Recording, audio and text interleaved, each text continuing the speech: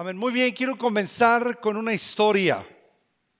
Había un hombre, un gran empresario. Era tan bueno que la empresa que él dirigía llegó a convertirse en una empresa como ninguna otra en ese rubro. Iba muy bien, sobresaliente la empresa. Pero un día aquel hombre no supo administrar lo que tenía hasta el punto de perderlo completamente todo.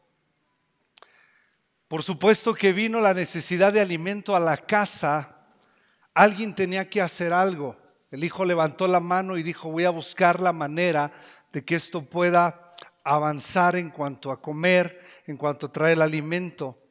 Así que alguien tomó esa empresa y la levantó, tanto que requirió de empleados para que esta empresa fuera avanzando. Y un día el hijo, en necesidad de comida, vio un letrero que decía: se solicitan empleados.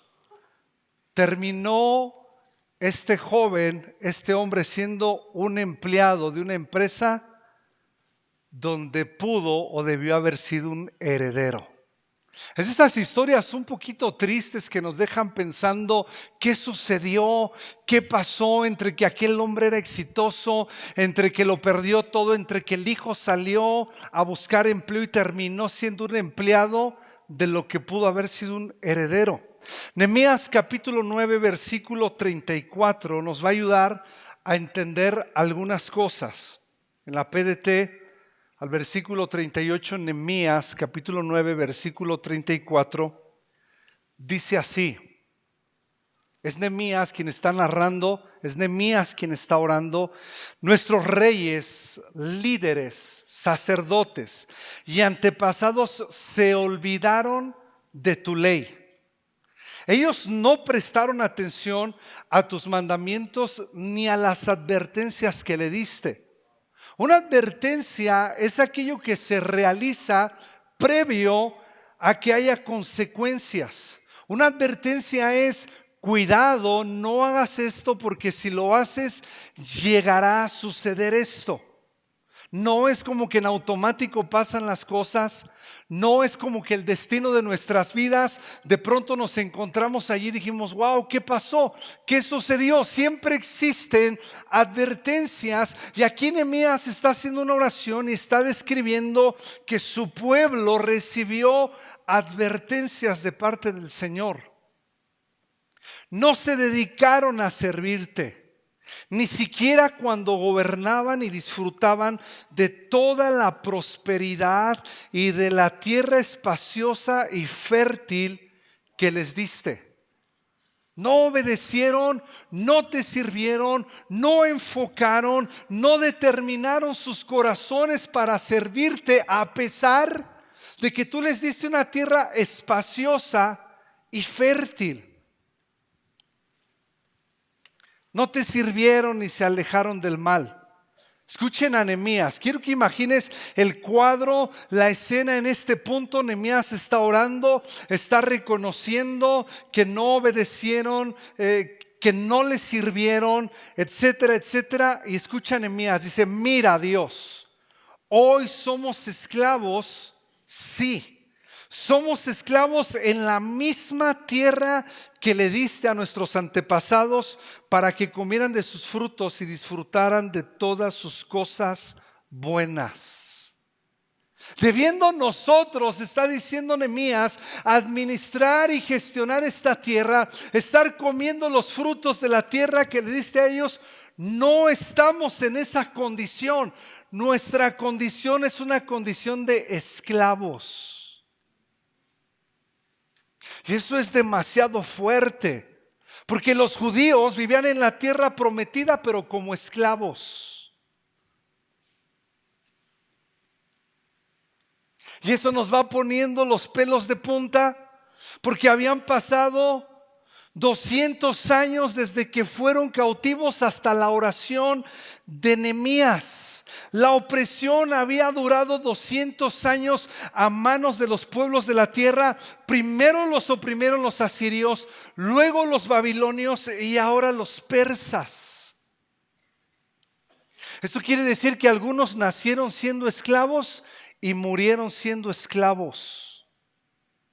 Como consecuencia de que sus padres pecaron y no se arreglaron con Dios, como consecuencia de que recibieron en abundancia pero decidieron no servir a Dios en su abundancia, como consecuencia de sentirse dueños y no ser administradores. Toda una generación, por 200 años, generaciones y generaciones nacieron siendo esclavos y murieron siendo esclavos. Cuando yo veo la palabra advertencia, a mí me hace poner atención y cuidado de lo que yo estoy viendo en estos tiempos, en mi nación, en mi ciudad, en el lugar donde me estoy moviendo, porque puede ser que yo quiera comenzar a funcionar como un dueño y no como un administrador, y entonces los que serán esclavos serán nuestros hijos. Estamos en tiempos difíciles, todos lo entendemos. Las cosas no pintan para bien. Las cosas no se ven tan deseosas en nuestra nación como para que dijéramos vamos por buen camino. Creo que las advertencias en la vida son cosas donde tenemos que tomar decisiones radicales para establecer una ruta radical, definitiva, y comenzar a servir al Señor en nuestros corazones y en nuestras vidas. Sigo leyendo.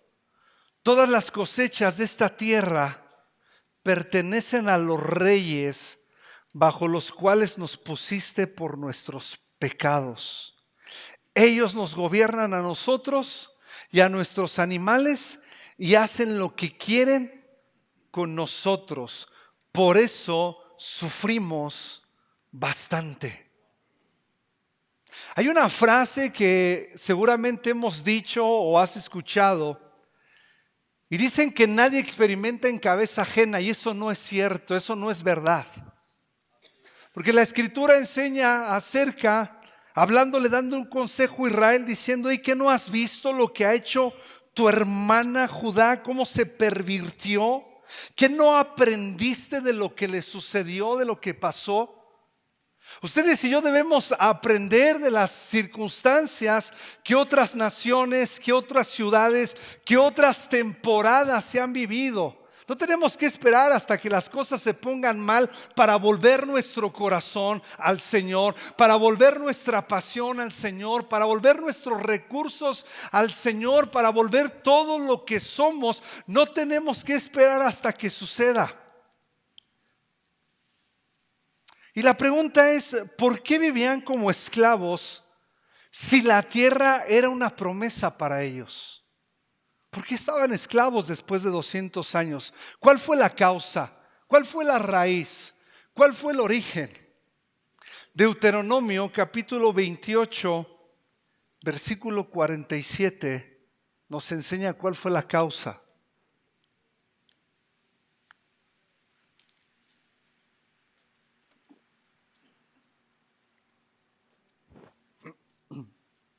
Por cuanto no serviste al Señor tu Dios con alegría y con gozo de corazón, cuando tenías la abundancia de todas las cosas, por tanto, servirás a tus enemigos, los cuales el Señor enviará contra ti en hambre, en sed, en desnudez y en escasez de todas las cosas. Él pondrá yugo de hierro sobre tu cuello hasta que te haya destruido.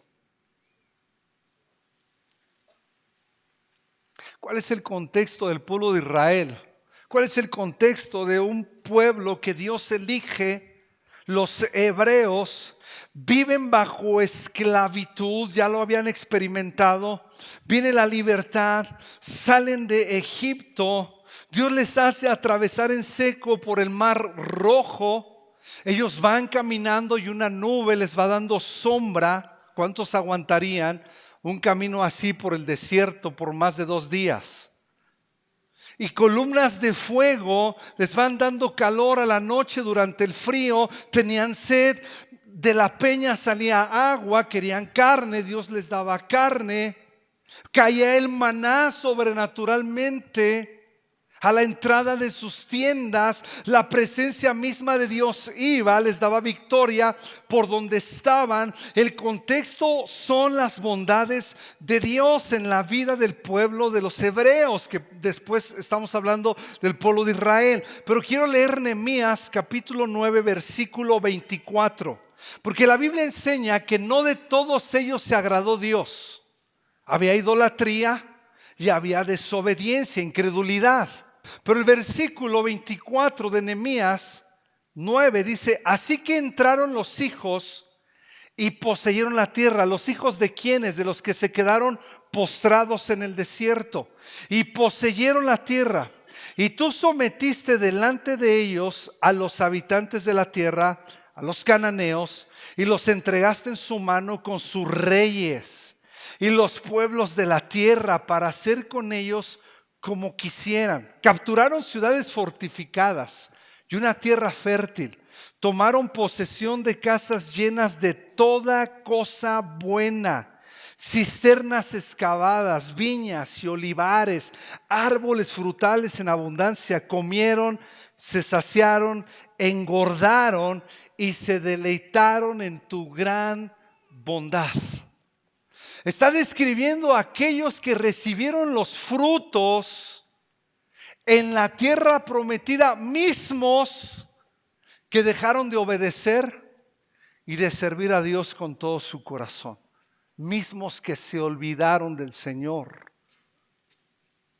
Por eso hemos titulado en esta tarde a este mensaje: el precio del olvido, de la prosperidad a la esclavitud. Ese olvido voluntario, ese olvido que tú y yo hemos elegido para dejar atrás todo lo que Dios ha hecho, todo lo que Dios ha depositado en nuestras manos, todo lo que somos como se nos ha enseñado, todo lo que tengo, todo lo que hago, todo lo que amo, todo lo que soy. Ese olvido voluntario de nuestros corazones. Yo antes me preguntaba mucho por qué en los salmos constantemente habla de el recordatorio de cómo Dios sacó a su pueblo de Egipto con mano fuerte y firme. Porque el plan de Dios no es que salgamos de la esclavitud, seamos bendecidos y volvamos a caer en esclavitud. Ese no es su voluntad. Ese no es el plan de Dios. ¿Qué tanto constantemente tenemos que recordar que Dios nos ha bendecido, que Dios nos ha dado salvación, que Dios nos ha dado recursos, que uno mismo es un recurso de bendición para todos los demás? Pero cuando lo olvidamos voluntariamente, intencionalmente, vamos a terminar afectando a las generaciones que vienen detrás de nosotros. Por eso la Biblia dice que hubo una generación que no conoció a Dios. Puedes pensar por un momento, si tú y yo no despertamos ante una advertencia, si tú y yo no despertamos en nuestro corazón a comenzar a servir al Señor, que Dios nos libre de que nuestros hijos sean esclavos en la tierra que debieron haber poseído para el Señor.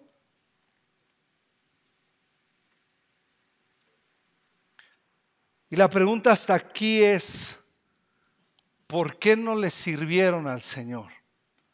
¿Por qué no se convirtieron al Señor?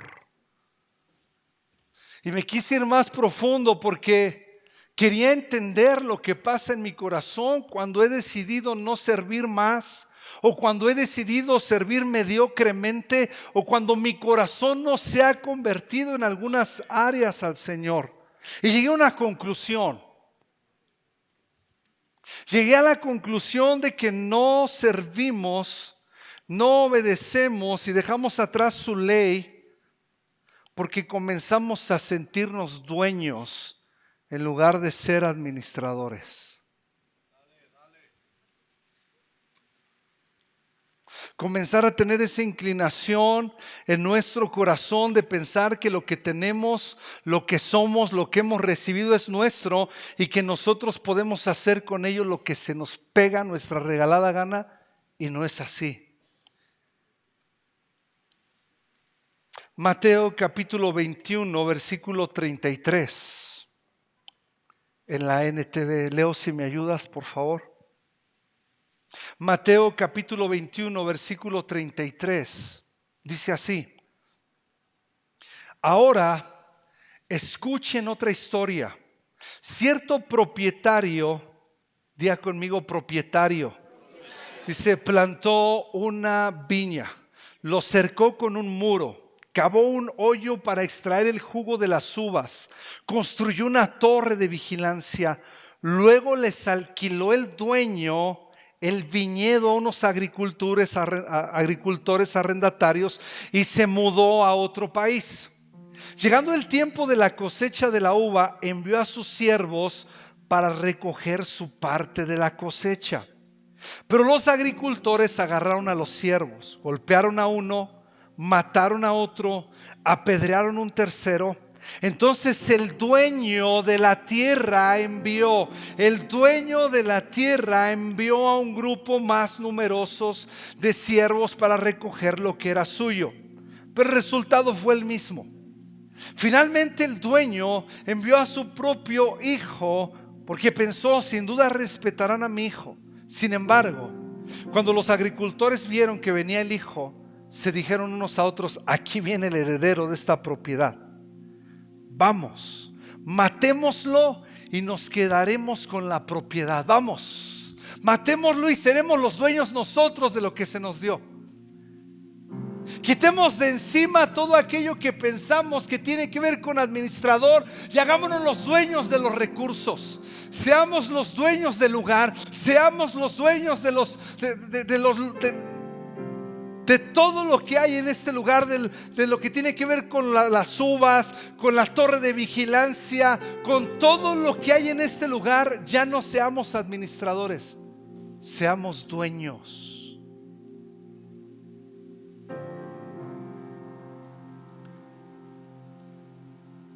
Creo que Dios nos ha dado recursos a todos los que estamos aquí. No estoy hablando solo de recursos financieros. Si has logrado una carrera, padrísimo, muy bien, felicidades. Pero Dios te dio los recursos para que llegáramos allí. Si tienes una casa, gloria a Dios. Si tienes dos, gloria a Dios. Pero no se te olvide que somos administradores de todo lo que tenemos y de todo lo que somos. Deshagámonos de ellos. Seamos dueños. Encarguémonos, decidamos nosotros, determinemos cómo deben de ser las cosas. Porque lo que yo veo es que el dueño envía en cierto tiempo por lo que le corresponde a él. El dueño decide cómo se gestiona, decide el porcentaje, decide los momentos, decide las razones, las causas. Pero ellos ya no quieren más esto, ellos quieren ser los dueños. Ellos quieren determinar las cosas a su manera. ¿Y sabes qué he notado? Que alguien que tiene una mentalidad de dueño no puede servir al Señor. Alguien que tiene una mentalidad de dueño jamás podrá servir al Señor.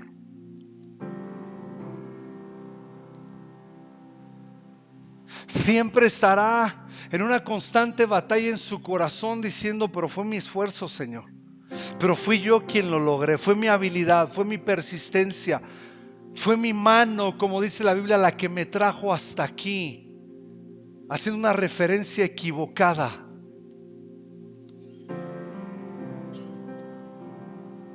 Matémoslo y nos quedaremos con la propiedad. ¿Cómo llegó los reyes, los jefes y los sacerdotes en un tiempo, en un lugar espacioso, fértil, a olvidarse de Dios, a no servirlo, a no obedecer su palabra, a dejar atrás su palabra? ¿Cómo llegaron allí? se sintieron dueños.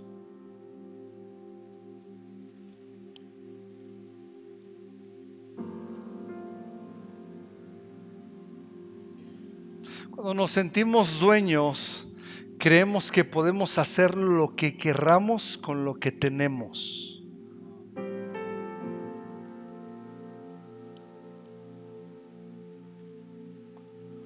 El dueño buscaba que ellos disfrutaban mientras eran administradores, pero ellos, siendo administradores, se quisieron hacer dueños.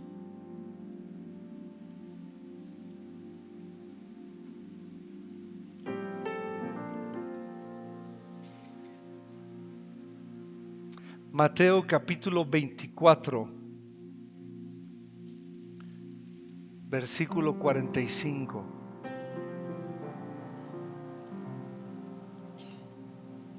A veces hasta nos pudiera parecer absurdo preguntarle al Señor si puedo hacer un movimiento insignificante. Él es dueño, nosotros somos administradores.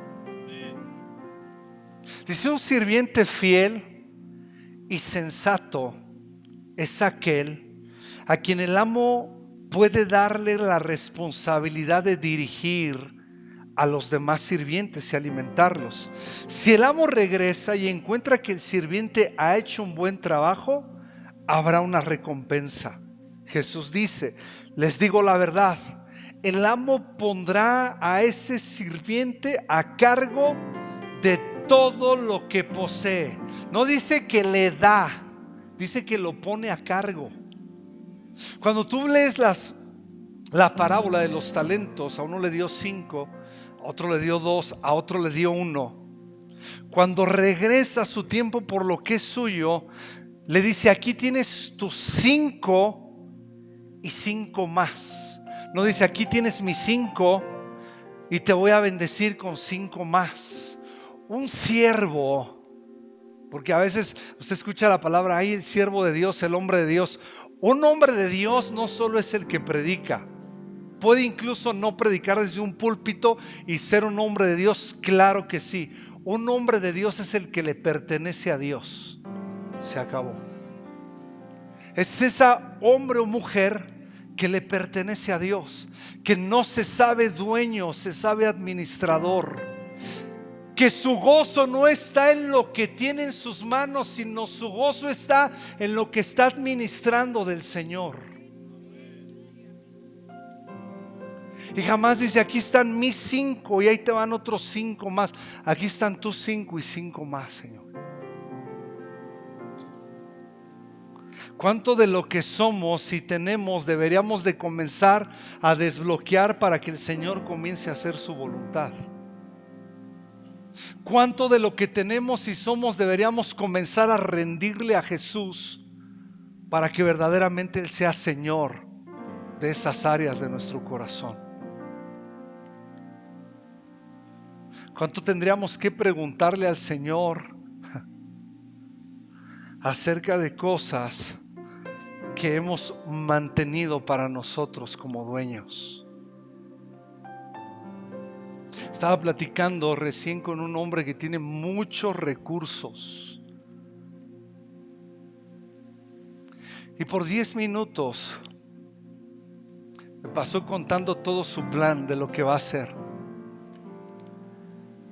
y de sus variantes. Abrió el abanico diciéndome: mira, si es por aquí va a pasar esto, si no por aquí, si no va a suceder esto, si no por aquí voy a prosperar, si no le doy por acá, si no. En 10 minutos nunca escuché que dijera: quiero entender cuál es el plan de Dios.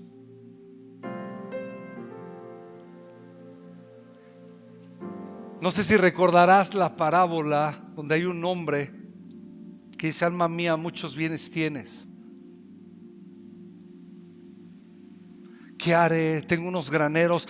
Pues ya sé, los haré más grandes y derribaré esos. Y ya está planificando. Y la voz de Dios aparece y dice: pobre tonto, pobre necio, esta misma noche vienen a pedir tu alma. ¿Y de quién será todo lo que tienes?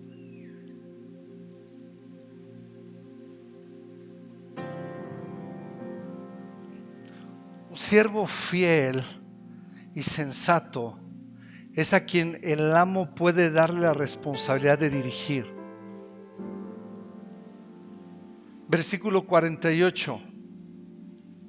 Pero ¿qué tal si el sirviente es malo y piensa, mi amo no regresará por un tiempo? Y comenzare a golpear a los otros sirvientes, a parrandear y a emborracharse. Empieza a tomar los recursos como si fueran de él. Empieza a tomar decisiones como si se tratasen de él.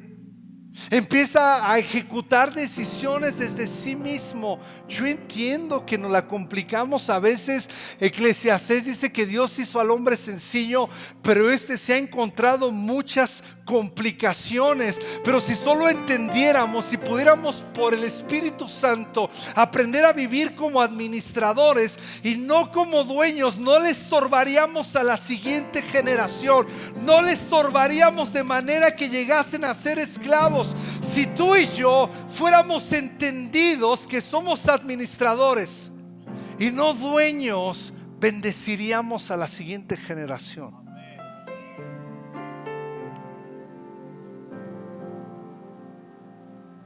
Ahora regresa un poquito y piensa en Nehemías, que está parado en algún lugar de la reconstrucción y está orando y está diciendo: Señor, hace 200 años los que tomaron la tierra prometida no te sirvieron, no te obedecieron, no se volvieron a ti, y hoy 200 años después estamos aquí parados en la tierra prometida. Hasta ahí todo va bien. Dice, pero como esclavos. Y los frutos tan buenos que se ven, y las cosechas tan grandes porque tú bendijiste esta tierra, no son nuestras, son de otros. Y paralelamente te das cuenta que en Nehemías capítulo 2, el capítulo que nos describe la reedificación de la mitad del muro, a la mitad, encontrarás en el versículo 12, uno de mis versículos favoritos, que dice: Aloes, el gobernador de la mitad de la parte de Jerusalén, reconstruyó esa parte del muro con sus hijas. Entonces empezaron a levantar familias enteras sirviendo al Señor, entendiendo que son administradores y no dueños. Entonces empezaron a reconstruir ese muro, como ya nuestro pastor nos hablaba hace unos minutos. Se empezó a reconstruir y se empezó a levantar. Se cuidó el altar, se cuidó lo que había dentro, pero por familias. En este tiempo, si tú y yo no servimos al Señor con todo nuestro corazón, con toda nuestra pasión, con todo lo que somos, tenemos, hacemos, amamos,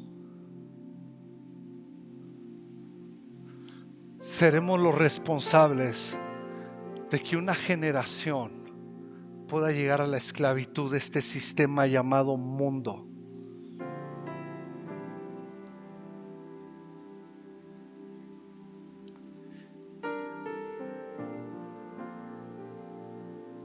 ¿Qué significa que otros coman del fruto que nos tocaba a nosotros?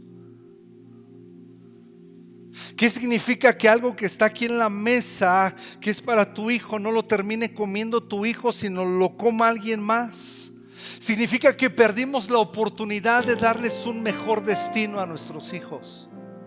Significa que perdimos la oportunidad de darle un mejor destino a nuestra ciudad. Significa que perdimos la oportunidad de darle un mejor destino a nuestra nación.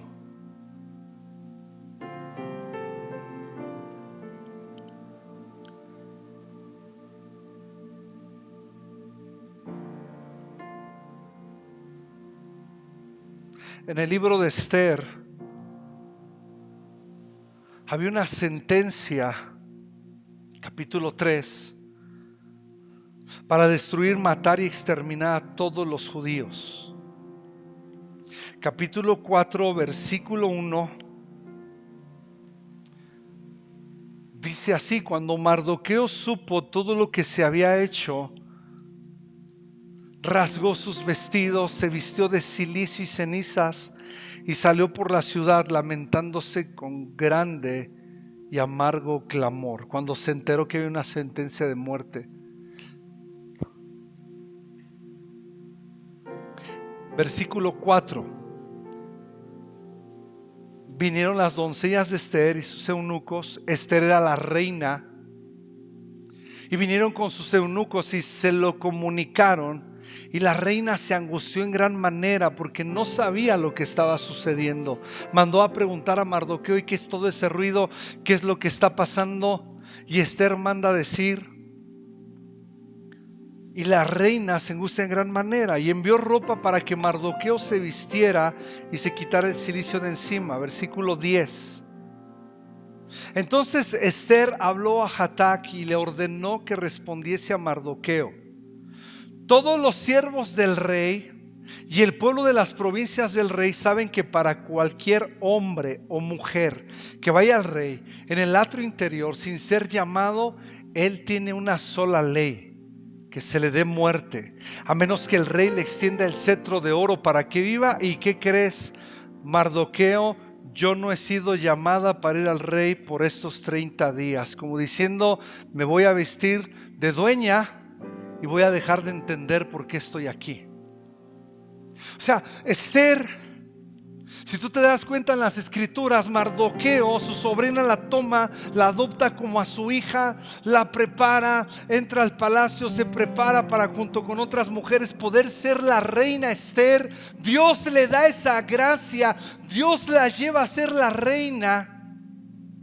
Y hoy hay un momento y una ocasión importantísima para que funcione como administradora, pero en una primera introducción funciona como dueña, diciendo: yo no he sido llamada.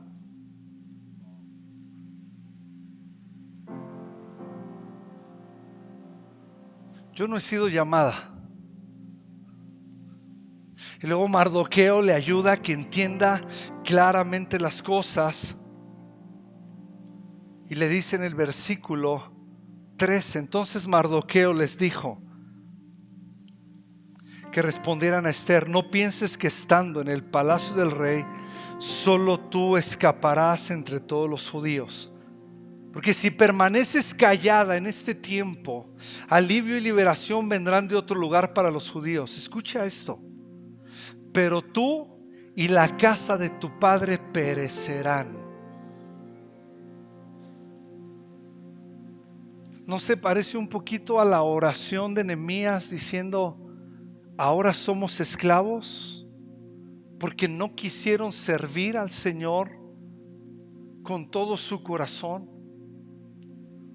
porque no quisieron desbloquear cosas de su interior para decir: Señor, toma todo lo que soy? Porque ambos momentos se encontraban en situaciones difíciles y delicadas. Y todavía le dice: y quién sabe si para una ocasión como esta tú habrás llegado a ser reina.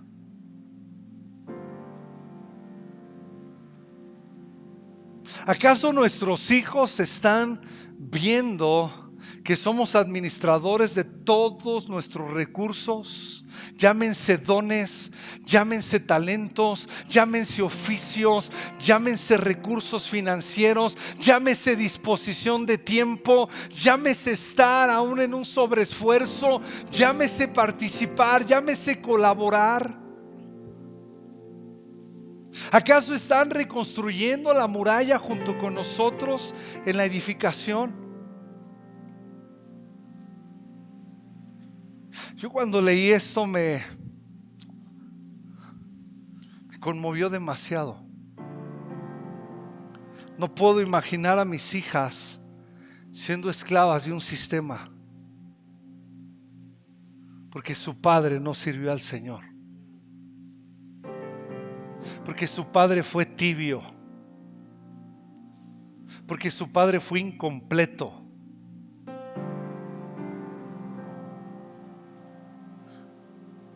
porque su padre no vio la advertencia.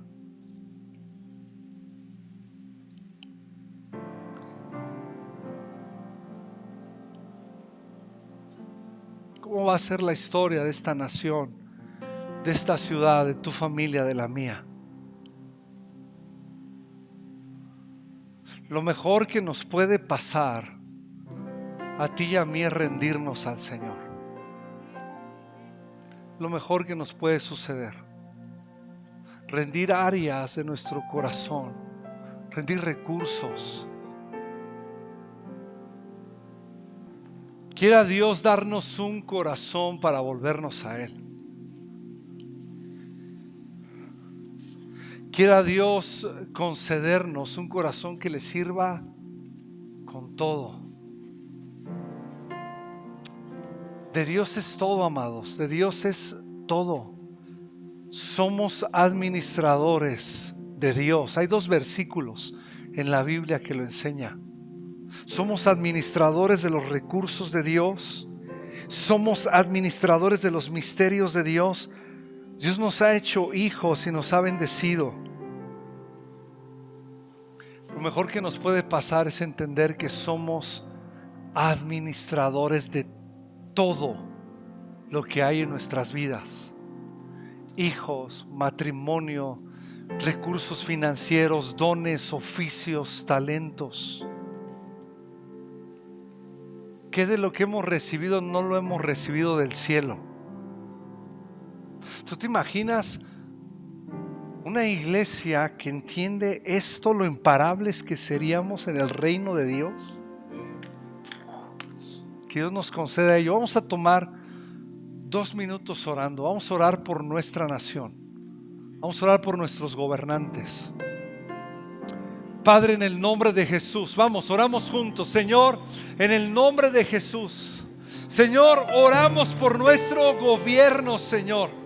Oramos, Señor, por la doctora Claudia Sheinbaum, Señor, que está por tomar posesión para bendecir esta nación. Oramos que tenga un encuentro contigo, Señor. Oramos que sea salva en el nombre de Jesús, que le salgas al encuentro, Padre, en el nombre de Jesús. Queremos pedirte que tengas misericordia de esta nación, Señor. Ten compasión. Guíales bajo tu sabiduría, Señor. Guíales bajo la dirección de tu Espíritu, y que ella tenga, Señor, Padre, un corazón para ti, un corazón para esta nación, bendecirla de acuerdo a tus principios, de acuerdo a tu palabra. Oramos juntos pidiéndote, Señor, que tengas misericordia. Misericordia, Señor, en el nombre de Jesús. Señor, ahora oramos por nosotros como padres, que seamos y que podamos tener un corazón, una postura del corazón de administradores y no de dueños.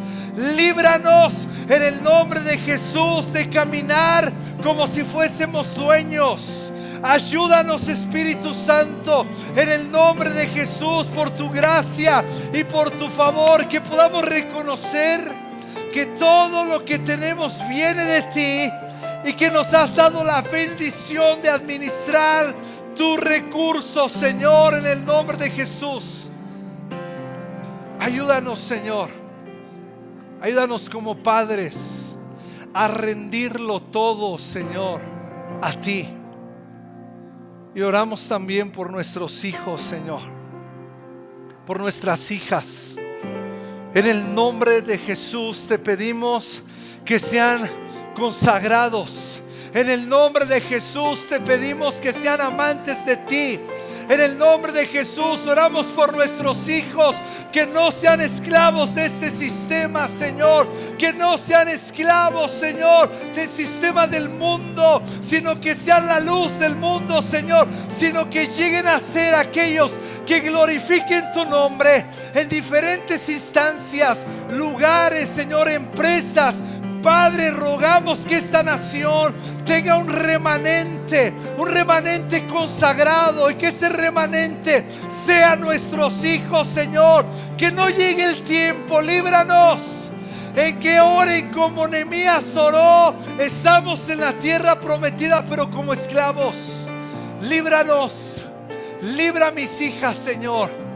Libra a esta iglesia, Padre.